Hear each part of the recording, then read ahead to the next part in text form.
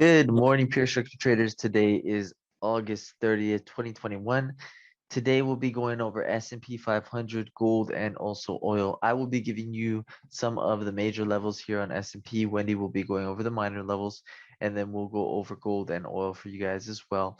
So again, if you guys do like these videos, please go ahead and smash that like button. If you are not subscribed to the channel yet, please go ahead and subscribe. Any questions you guys got, feel free to pop them in here. And we will get back to you guys. Other than that, let's go ahead and jump into it.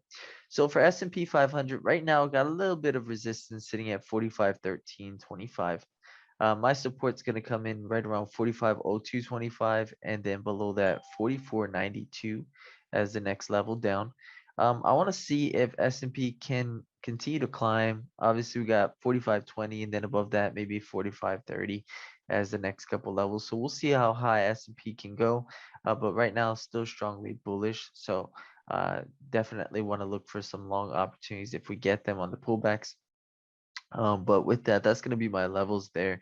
I'm going to hand it over to Wendy. She'll go ahead and go over some of the minor levels she has for you guys. Good morning. Good morning.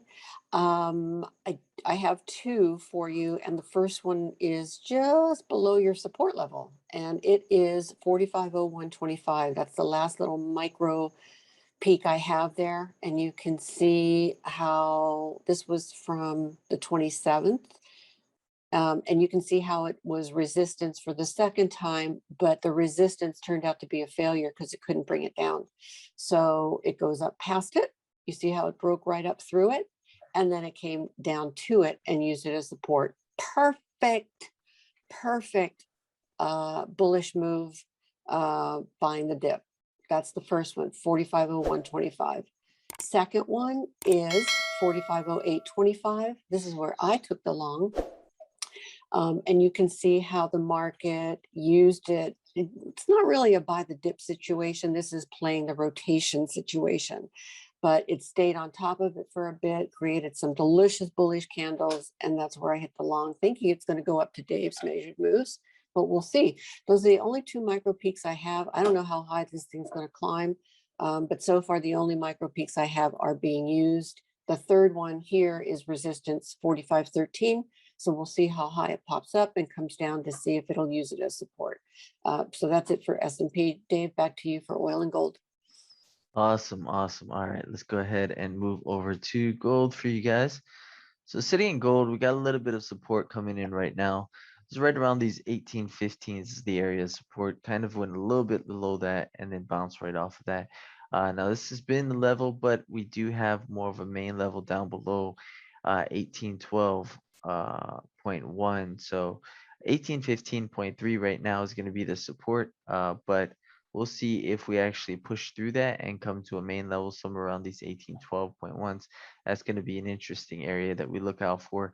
But I do think that we may end up pushing down, given that we tried to press back up through those 20s and we couldn't get there. So we'll see what happens here on gold. But again, right now, a little bit of support if we break through that next level down, 1812.1. So we'll see what happens there. Let's move over to crude oil. Crude oil, setting up on these charts here real quick for you guys. Crude oil, we're at an area of support for me, 68.61. But if we break below, I'm looking for the market to try to come down a little bit lower, 67.86. We might have some levels in between, but that's going to be more of my main level there, 67.86. So we'll see what happens here. Right now at 68.57, if we get a nice bounce and then we push back up. If we do push back up, look out for a couple levels that we'll be looking for.